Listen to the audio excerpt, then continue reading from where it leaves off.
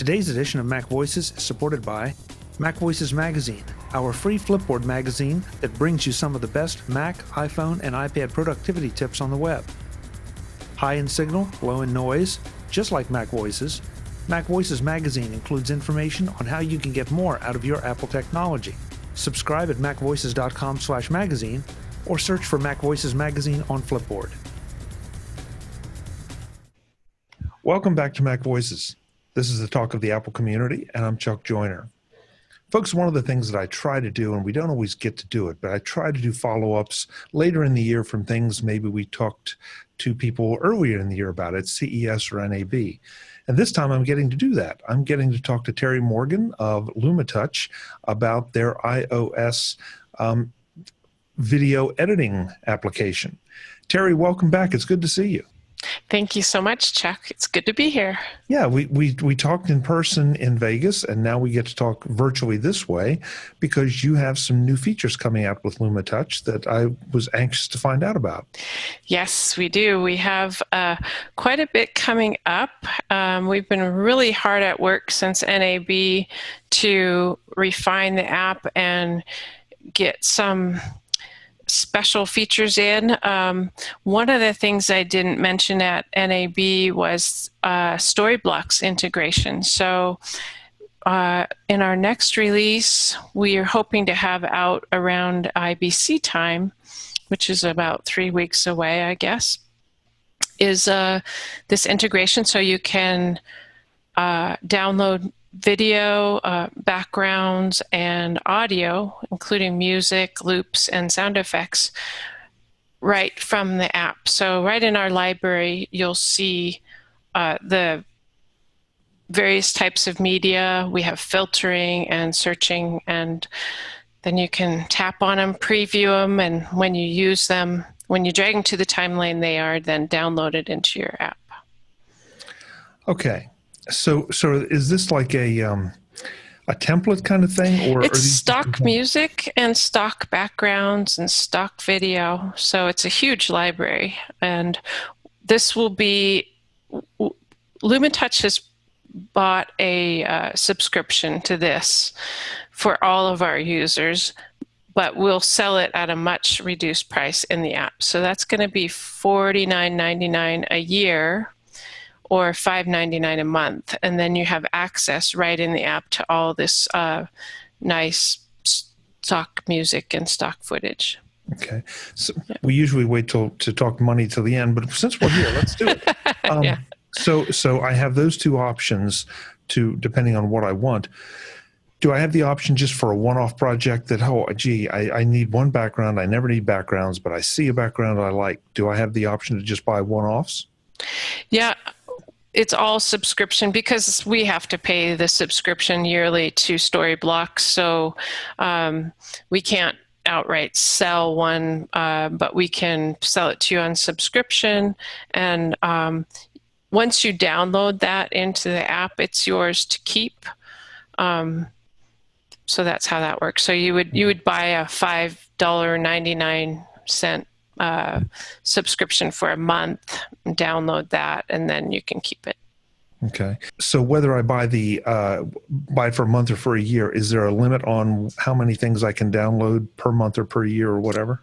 No, there's not. We just let you search and find what you need, and you could download as much as you like.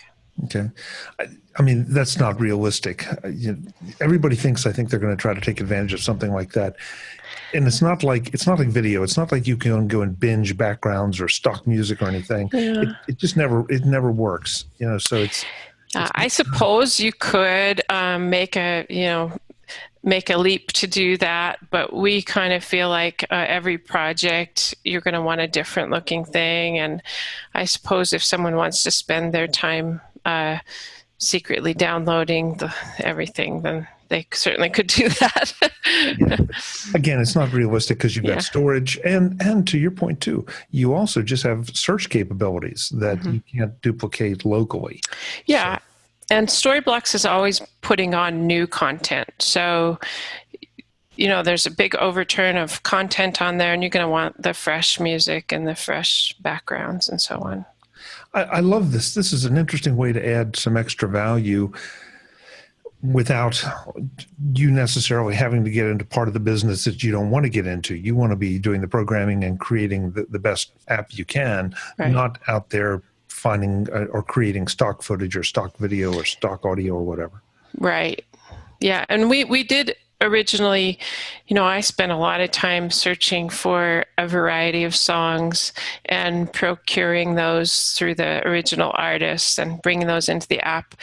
And those have been in there now for a year. And, well, the content's getting old, and it's a huge effort to go find acceptable content. And it's just really nice now to open LumaFusion, which is one of the things I wanted to show you on the app, but it's really nice to open it and see that you have this huge library of thousands of things you can search for. Right. Now, this is my fault, because in my enthusiasm to get into this and start finding out about it, we sort of skipped over what LumaFusion is. So I'm going to get you to, before we see some of it, I'm going to get you to describe LumaFusion and explain what it is and what it does. Right. Well, it's the first multi-track professional video editor for iOS. So you can write on your iPad or your iPhone, edit with 3 and coming up 4 tracks of video and 3 tracks of audio. You have color correction, titling, multiple types of effects like blurs and distorts and all sorts of filters.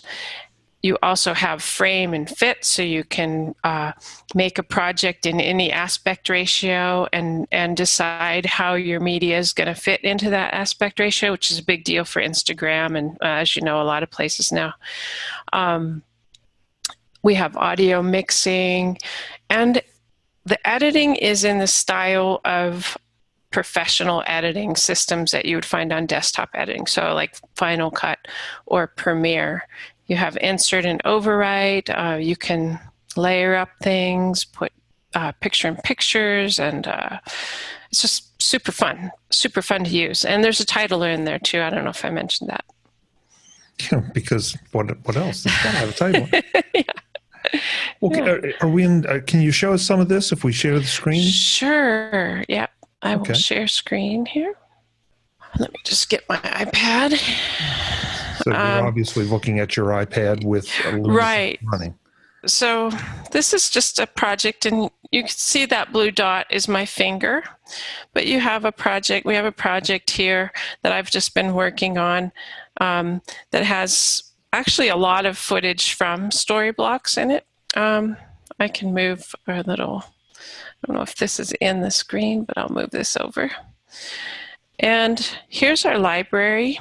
And in StoryBlocks, you see we've got a nice filtering. So you start off with backgrounds, footage, loops, music, and sound effects. And say we went into music.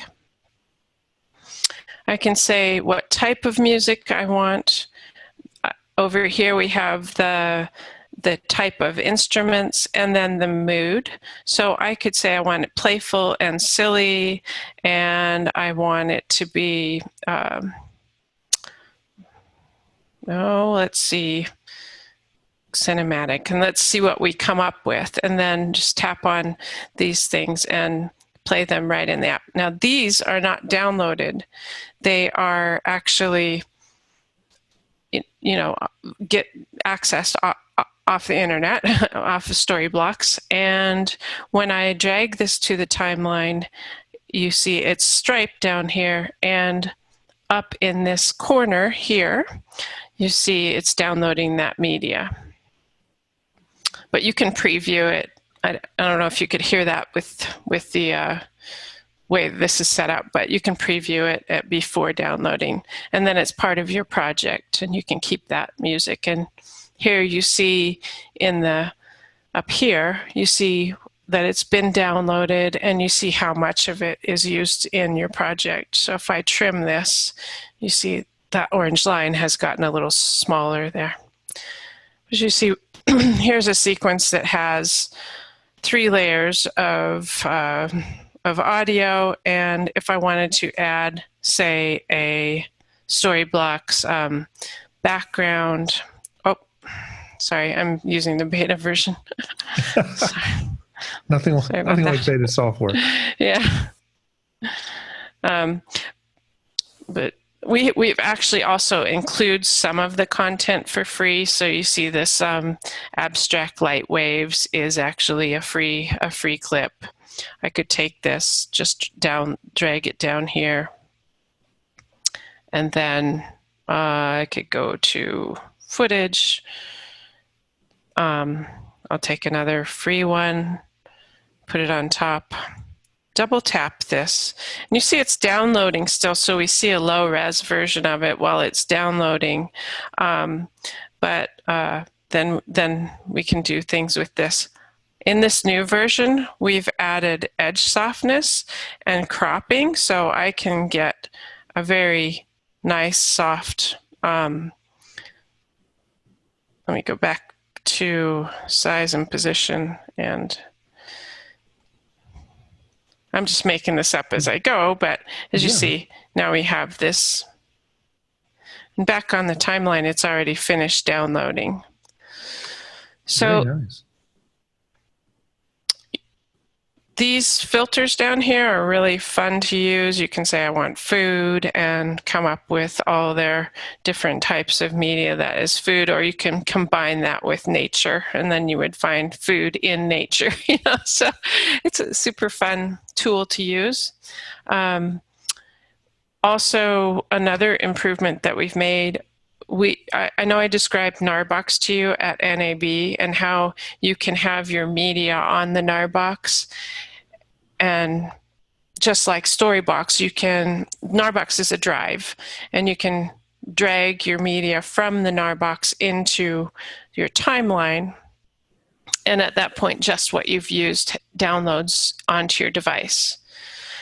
And now we've added this for Western Digital too, although Western Digital, when you drag the clip, it drags the entire clip from your Western Digital drive onto the timeline. And it will download the whole clip, so then you can do more trimming later. Yeah. Terry, before we leave this, with the Western Digital, are we talking about the Western Digital wireless drives that are out there to support iOS? Yes, Western Digital, My Passport Wireless Pro, SS, and the SSD version, and the My Cloud version of the drives. Okay. They all work. So you just, if you have one connected, you see the media right in your library here, and you can mark your in point and out point and preview that media and then drag it to the timeline. That's not how all of our media works. If you go into the photos, for instance, if you go into, let me just load this again. If you go into photos, you'll see anything that's on your device. So you can see, any images and video that you have already on your device. So, yeah. The other question, when we were talking about the StoryBlocks material, and especially the visual assets, what kind of resolution are we talking about? There's a variety of resolution up to 4K, and in our filtering, which is a new feature we have as well, you can, let's see, sort by frame sample rate and frame rate and resolution. So you can have the highest resolutions at the top or at the bottom, and they will go up to 4K. Wow. So we're talking about editing 4K footage, stock or otherwise, on an iPad. Oh, for sure. We can do 3 tracks. Well, actually, I think in the next version it'll be 4 tracks. I mean, I have an iPad Pro here, and I could do 4 tracks of 4K in the upcoming version at 100 megabits per second. So it's not a low quality, and it's not a proxy. It's right here on the timeline, and then exported at 4K 100 megabits per second. Impressive. Yeah, it's super fun. So this tool really allows you to finish your edit in the field. But I think what's funny about that is that was our intent, was to create a professional editor that you could use in the field. And when we released this, I promised I would never use Final Cut or Premiere again, because I want to prove that this works. And actually, I don't have any desire to use them again, because this is just super fun. I mean, it's just so much more integrated feeling to reach over and grab your clip and touch it and do effects like, if you go into this effect here, go over to our effects editor and, say I want to do a mirror of that and be able to touch that, drag this around, do various things with it. Let me go over here and turn off that soft edge and go to size, reset that, go back over here, and you can see we've just got a whole load of things I could do that are super fun and that I just simply wouldn't do because it would take me too long to experiment on a traditional desktop editor. And here I can say, I wonder what that looks like if I move that zoom to before the reflection, or turn off the reflection, or maybe I want to turn off the comic one. That's better without it. So it just gives you a really quick and fun interface to work with your media, and it makes telling your story something that you look forward to doing rather than something that you have to do. So yeah, that's the excitement here. Is it's not just about, I have to edit in the field, so I will. It's that, wow, this is super fun. It makes storytelling and video editing a really fun thing to do. So, well, and you're doing it. I mean, you could do it at your desk. You could do it in your lap. You could do it in a coffee shop. That's not something that realistically. Well, I guess you could take your laptop and do Final Cut in a coffee shop, but this definitely has a different feel to it, a whole different approach that lends itself to experimentation and just riffing on ideas. For sure. And, I actually, before NAB, I had the show that we show on the monitor there. I still hadn't finished it. And on the plane, I just finished it up, but I actually started editing that while I was getting my hair cut. So, but I started there, finished on the plane, got the NAB up, plug the device in, and because we have this feature, which is, I can't show you because I don't have an external monitor connected, but if I did have an external monitor connected, I just switched the view to show my preview on an external monitor, and that just went up on our screen, and we're good to go. Very nice. So, yeah. Very nice. But if you look at the editing here, right now I'm in overwrite mode, but if I go into insert mode and I do trimming, you see how all this moves along with it. And if I was in overwrite mode and I went to, let's trim this guy in overwrite mode, you see it leaves a black hole there when I trim. Right. And I'm going to zoom in a little bit here.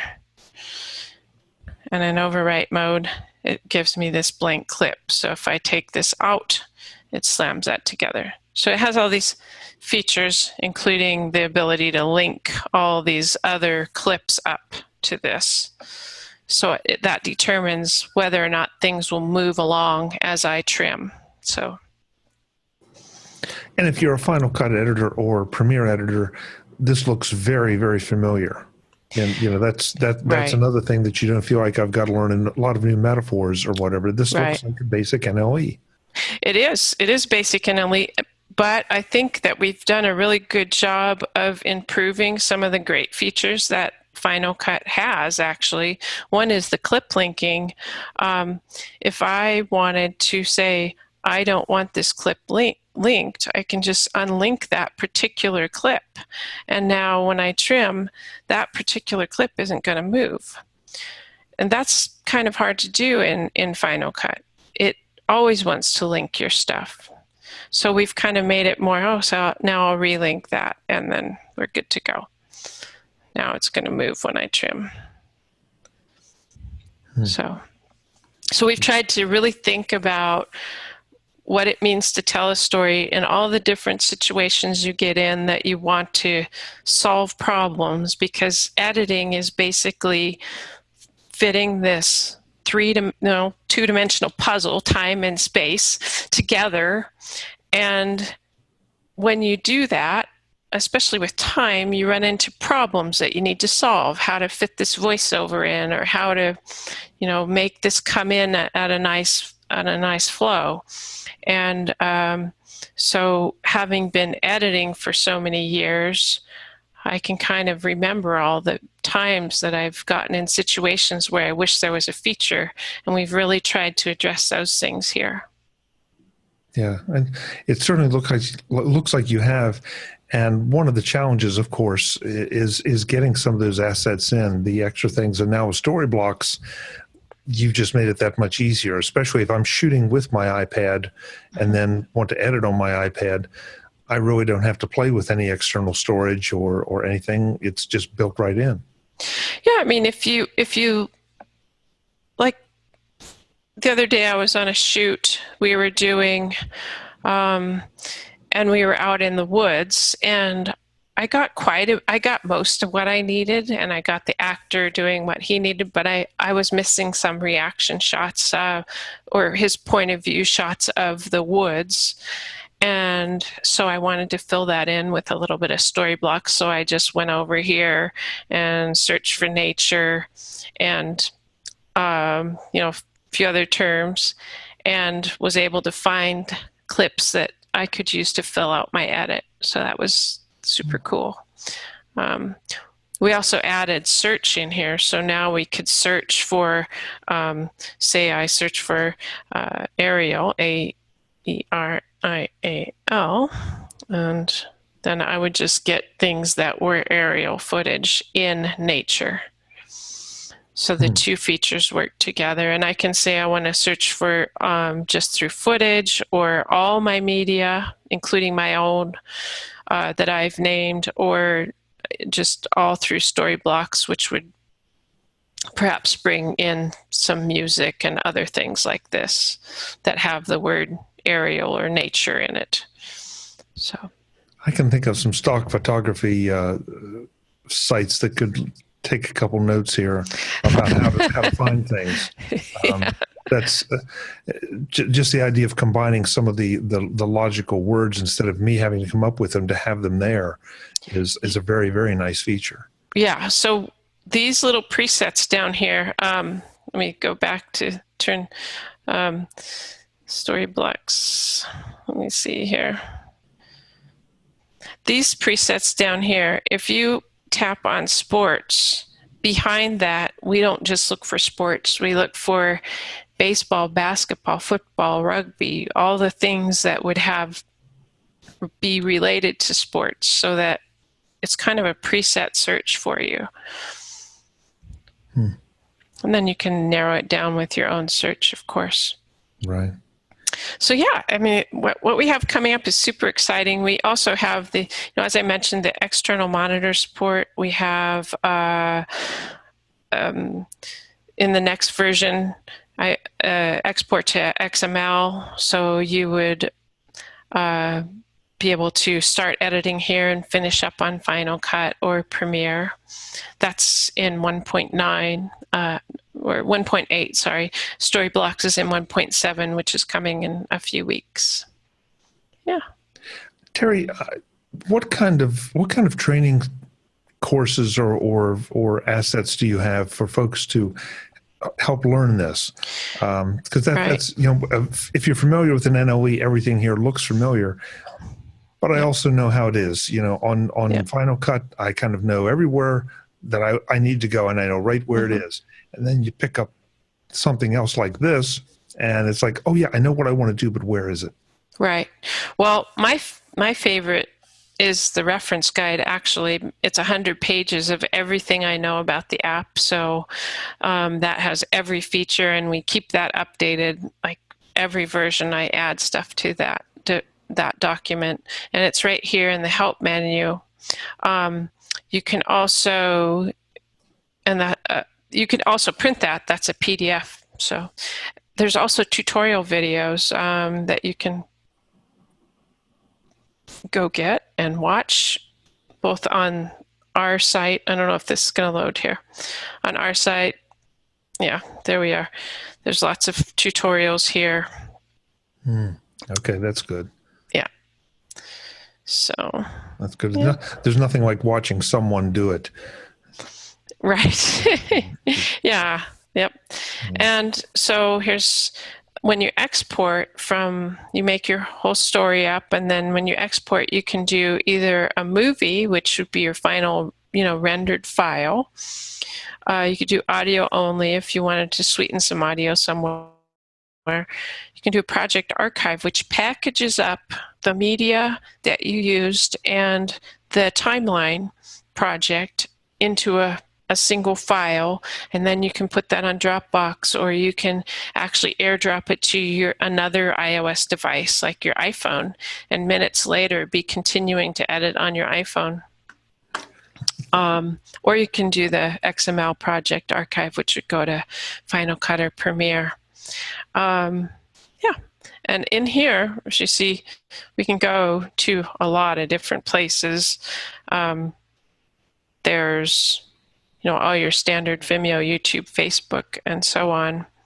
And also you can go to the rendered movies folder. So if 3 or 4 tracks of video isn't enough, you could mix down a track to the rendered movies folder, which just puts the clip back into the library and imports it into the library here. And then you can drag it to the timeline and add some more layers. And because you can do this at 4K, you're not gonna see it. So yeah, it's 4K. So that's right. Yeah. So This, there's been such a movement, and I have not always agreed with it. The idea of, okay, I want to try to replace my desktop or my laptop with an iPad, and tools like this make me sort of start to rethink some of that. That, hey, maybe depending on what the project is, maybe I really could complete a full project on something like LumaTouch. That assuming I've done the preparation and loaded my appropriate assets in, there's probably no reason I can't. And again, to your point, you can be doing it on a plane or getting your hair cut or whatever. I love that idea. Yeah, I mean, it's very freeing to be able to edit wherever you want. And we are continuing to add features that will bring it, close any remaining gap there is between desktop editing and iPad editing, especially. I mean, you can edit on the iPhone. I prefer the iPad because you just obviously have more space, and my eyes aren't great. So, but we'll be adding more and more features to close that gap. Like eventually we'll be doing compositing and masking and things like this as well. Right. So. And just to be clear, what you're showing us is the beta version, because I saw the XML export there, and that's something that's not available yet. It's not quite available. It's actually working, but it's not released yet. Right. So I just want to make sure that if people see this and then they go and buy it and hit the button, it's like, oh yeah, no. That is true. The XML, the rest of it is in, but the XML archive is coming in 1.9. Yeah, very nice. Sorry, 1.8. I'm getting my numbers mixed up, but okay. This is obviously available in the App Store. What kind of pricing is there for this? This is $20, and we've kept it at $20 now for a long time, and I foresee it staying that way. At one point, we were saying it was $39, and then we were going to have it on sale for $20, but we've pretty much settled on $20 now.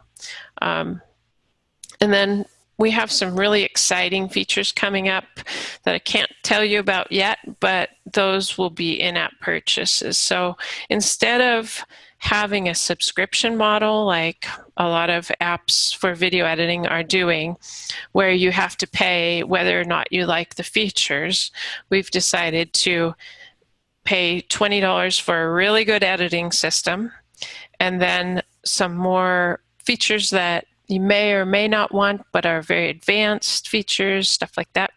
We'll charge a one-time fee for those as well. Developers are getting really creative about some of this. The subscription models have met with, quite a bit of controversy. Yeah. And the idea now of doing an in-app purchase for features, for a feature set, is really intriguing to me. So that will they be sort of off to the side, and LumaTouch will continue to evolve, and the pro features will be just for the people that really need them and will pay for them?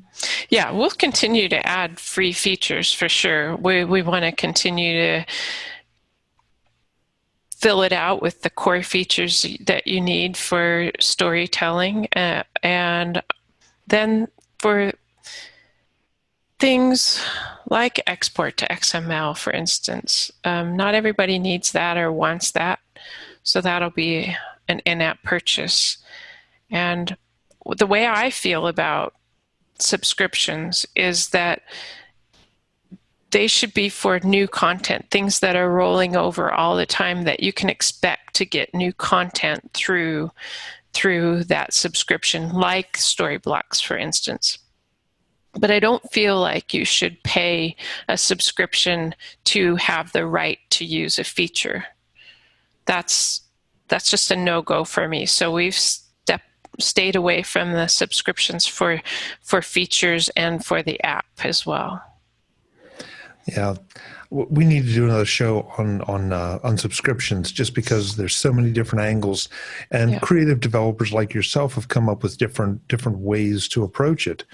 And there is no right or wrong answer.